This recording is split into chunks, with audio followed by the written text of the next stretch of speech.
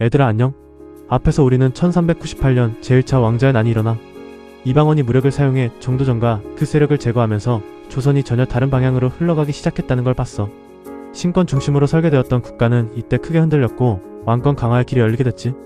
오늘은 이어서 이 사건이 어떻게 준비되고 어떤 흐름 속에서 터질 수밖에 없었는지 왕자의 난이 일어나기 전 과정부터 차근차근 따라가 보자. 1398년 초, 그러니까 정월 무렵에 조선은 겉으로 보면 비교적 차분하게 돌아가고 있었어. 왕은 태조였고 조정은 매일 열렸고 국가 운영도 형식상 문제없이 진행되는 것처럼 보였지. 하지만 이 시기에 조선은 아직 건국 이후의 정리가 끝나지 않은 상태였어. 나라를 세운 공은 분명했지만 그 공을 어떤 기준으로 나누고 그 위에 어떤 권력 구조를 올릴 것인지는 아직 정해지지 않았거든. 이 시점에서 조정의 실권은 사실상 정도전에게 집중돼 있었어. 정도전은 조선 건국 과정에서 제도와 정치를 설계한 인물이었고 태조 역시 국정 운영 전반을 그의 판단에 맡기고 있었지. 정도전이 가장 경계한 대상은 왕 개인이 아니었어. 그가 위험하다고 본 존재는 왕자들이었지. 조선은 고려와 달라야 했고 그 차이는 왕권을 절제하는 구조에서 나온다고 정도전은 판단했어. 그래서 1398년 2월 무렵부터 정도전은 후계 문제를 서둘러 정리하려 해. 이때 조정 안에서 거론되기 시작한 인물이 태조의 막내 아들 이방석이야. 이방석은 아직 어렸고 정치적 기반도 거의 없었어. 정도전에게 이방석은 조정을 흔들 수 있는 왕자가 아니라 관료 중심 체제를 유지할 수 있는 후계자였지. 3월로 접어들면서 세자 책봉을 둘러싼 논의는 조정 안에서 본격적으로 움직이기 시작해. 외부로는 조용했지만 왕자들 사이에서는 이 문제를 둘러싼 긴장이 분명하게 형성되고 있었어. 특히 이방원은 이 흐름을 누구보다 예민하게 받아들여 그는 이 과정에서 단 한 번도 공식적인 논의의 중심에 서지 못했거든. 이방원이 느낀 문제는 단순히 왕이 계승해서 밀려난다는 게 아니었어. 조선의 향후 권력 구조에서 자신의 위치가 사라지고 있다는 점이었지. 1398년 4월로 넘어가면 세자 책봉 논의가 수면 위로 올라온 직후부터 조선의 분위기는 눈에 띄게 달라지기 시작해. 이 시점부터 조정 안에서는 왕자들의 권한을 정리해야 한다는 말이 공식적으로 나오기 시작해. 겉으로는 제도 정비처럼 보였어. 왕실과 관료 체계를 분리하고 국가 운영의 안정성을 높이기 위한 조치라는 명분이 붙었지. 하지만 왕자들 입장에서는 전혀 다르게 받아들여졌어. 왕자의 군사적 영향력의 문제로 지적되기 시작했고 왕자가 조정에 직접 개입하는 일도 점점 제한되기 시작해. 이건 칼을 쥔 채 전국에 서있지 말라는 신호였어. 이방원에게 이 변화는 단순한 행정 조정이 아니었어. 그가 조선 건국 과정에서 쌓아온 군사적 경험과 정치적 입지가 하나씩 잘려나가고 있다는 감각이었지. 1398년 5월과 6월 전국의 방향이 거의 굳어지던 시기에 정도전은 세자 체제를 완성하기 위한 마지막 정리에 들어가. 관료 인사는 세자 중심으로 재편되고 조정의 주요 논의도 후계 구도를 전제로 움직이기 시작해. 이 시기 태조의 태도는 왕자들에게 더 큰 압박으로 다가와. 태조는 공개적으로 어느 편도 들지 않았고 동시에 이 흐름을 멈추려는 행동도 하지 않았지. 왕이 말리지 않는다는 건 이미 방향이 정해졌다는 뜻으로 받아들여졌어. 이방원은 점점 조정에서 고립돼. 정치적 발언권은 줄어들고 자신이 기댈 수 있던 인맥도 하나둘 중심에서 밀려나. 이 시점에서 이방원은 분명히 느껴. 이 구조가 끝까지 가면 자신은 다시 중심으로 돌아올 수 없다는 걸. 1398년 7월 이방원에게 남은 시간은 사실상 마지막처럼 느껴지던 시점이야. 정치적으로도 군사적으로도 더 물러설 공간은 남아있지 않았어. 이방원은 여기서 선택을 해야 했어. 1398년 7월 말로 접어들면서 조선의 전국은 더 이상 겉으로 숨길 수 없는 상태에 들어가. 조정의 주요 논의는 사실상 세자 체제를 전제로 움직이고 있었고 다른 가능성은 언급조차 되지 않았어.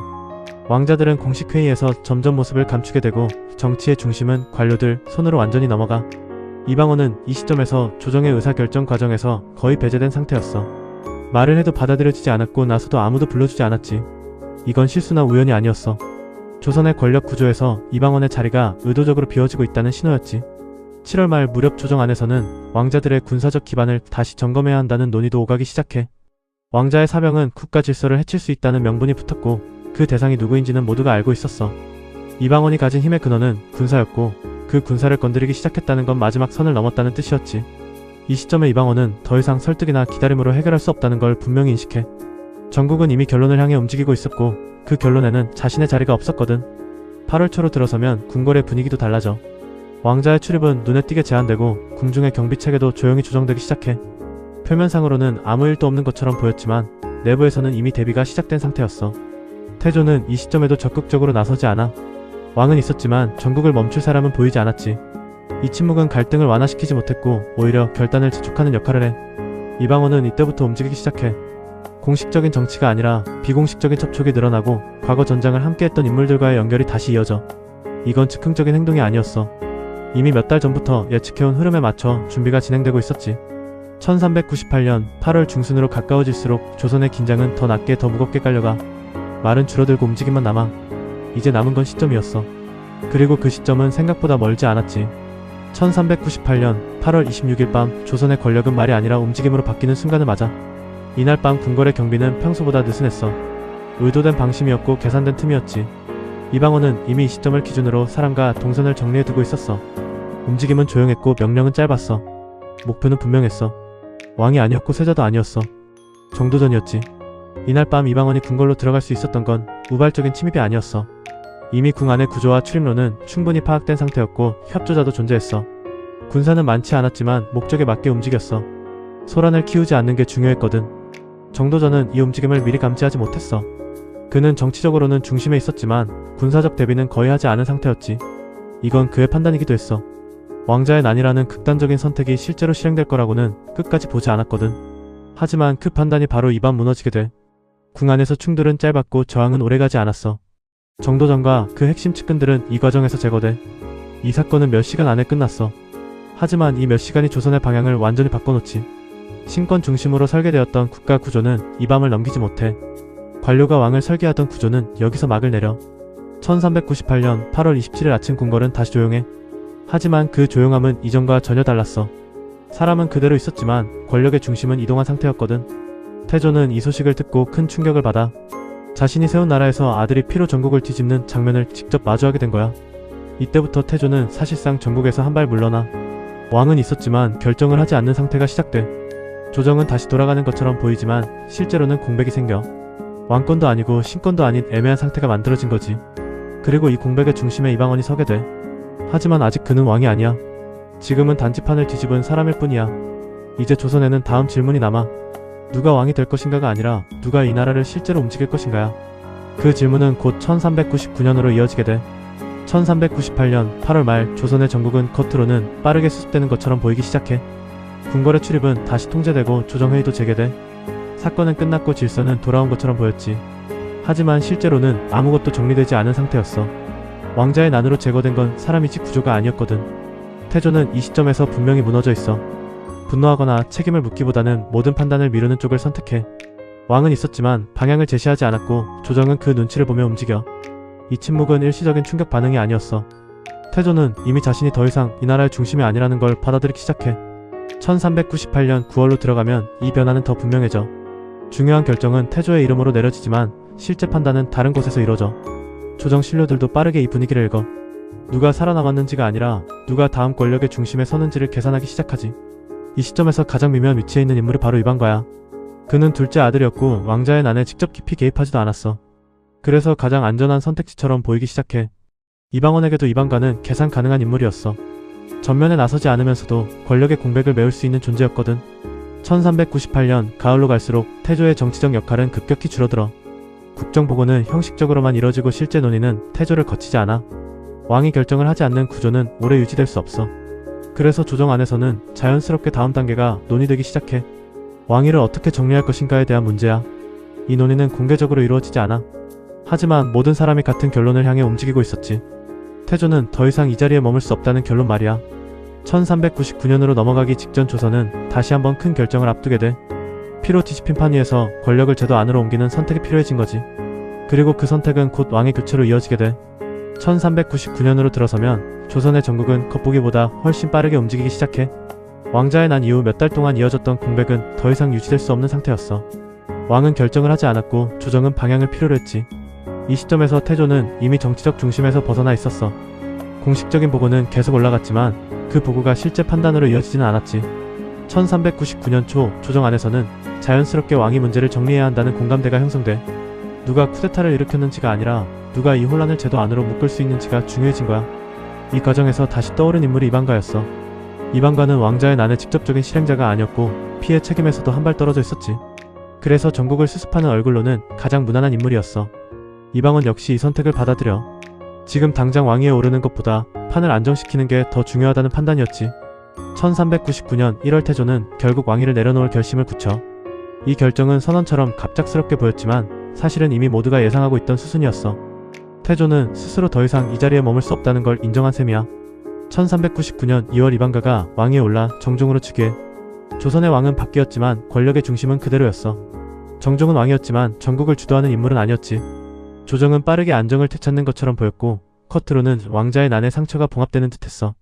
하지만 이 안정은 구조적 안정이 아니라 잠정적인 균형이었어. 정종은 스스로도 그 사실을 알고 있었지. 그래서 정종의 통치는 강한 왕권을 행사하기보다는 상황을 유지하는 데 집중돼. 이방원은 이 시기 전면에 나서지 않아.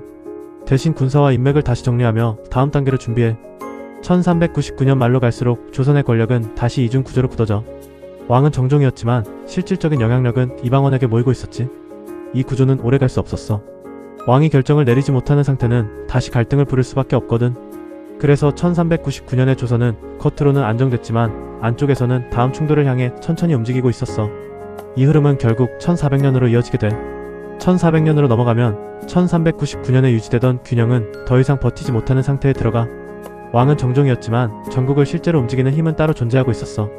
이방원은 공식 직함보다 영향력에 앞서는 위치에 서 있었지. 이 구조는 겉보기에는 안정적이었지만 안쪽에서는 계속 마찰을 만들고 있었어. 왕이 결정을 내리지 못하는 상태는 결국 다른 왕자들의 움직임을 자극해. 이 시점에서 가장 불안해진 인물은 이방간이야. 이방간은 제1차 왕자의 난 이후에도 군사적 기반을 유지하고 있었고 이방원의 영향력이 커지는 걸 위협으로 느끼기 시작해. 1400년 초 조정 안에서는 다시 왕자들의 군사 문제가 거론돼. 사병과 군사 지휘권이 다시 정치 문제의 중심으로 떠오른 거야. 정종은 이 갈등을 중재하려 하지만 상황을 통제할 힘은 없었어. 왕이지만 결정을 강제할 수 없는 위치였지. 이방간은 이 시점에서 더 기다리면 불리해진다고 판단해. 그리고 이 판단은 곧 행동으로 이어져. 1400년 여름 조선은 다시 군사적 긴장 상태에 들어가. 왕자의 난이 끝났다고 믿었던 사람들은 이때서야 깨닫지. 첫 번째 충돌은 끝이 아니라 시작이었다는 걸. 1400년 8월 이방간은 군사를 움직여 이방원과 대치하는 국면을 만들어. 이게 바로 제2차 왕자의 난이야. 이번 충돌은 이전과 달리 궁궐안이 아니라 도성 전체를 무대로 벌어져. 군사적 충돌은 더 노골적이었고 명분도 더 직접적이었어. 이방원은 이미 이 상황을 예상하고 있었어. 1399년 내내 군사와 인맥을 정리한 이유가 바로 이 순간이었지. 양측의 충돌은 오래가지 않아. 군사력과 준비도에서 이미 차이가 벌어져 있었거든. 이방간의 세력은 빠르게 무너지고 주도권은 이방원 쪽으로 완전히 넘어가. 이난이 끝나면서 조선에서 왕자의 군사적 경쟁은 사실상 종결돼. 이제 더 이상 왕자 개인이 군사를 들고 전국에 도전하는 구조는 유지될 수 없게 돼. 이 사건 이후 정종은 명확하게 판단해. 자신이 이 자리에 더 머무를 수 없다는 걸. 왕은 있지만 왕권이 없는 상태로는 나라를 끌고 갈 수 없다는 사실을 받아들인 거야. 1400년 가을 정종은 왕위를 내려놓을 뜻을 굳혀. 이 선택은 강요라기보다는 전국이 밀어붙인 결론에 가까웠어. 그리고 마침내 이방원이 왕위에 올라 태종이 돼. 조선은 이 시점에서 처음으로 실권과 왕위가 일치하는 구조를 갖게 돼. 왕이 결정을 내리고 그 결정이 곧 국가의 방향이 되는 상태가 만들어진 거지. 1400년은 그래서 단순한 즉위의 해가 아니야. 조선이 어떤 방식으로 운영될지 최종적으로 선택된 해야. 여기서 왕실 족보를 아주 정확하게 짧게 정리하고 가자. 태조 이성계의 첫 번째 부인은 신의 왕후 한씨야. 신의 왕후 한씨에게서 태어난 아들이 이방후와 이방가야. 이방후는 장남이었지만 일찍 사망해서 이후 권력 다툼에서는 빠져. 이방가는 둘째 아들이고 1399년에 왕위에 올라 정종이 돼. 태조의 두 번째 부인은 신덕왕후 강씨야.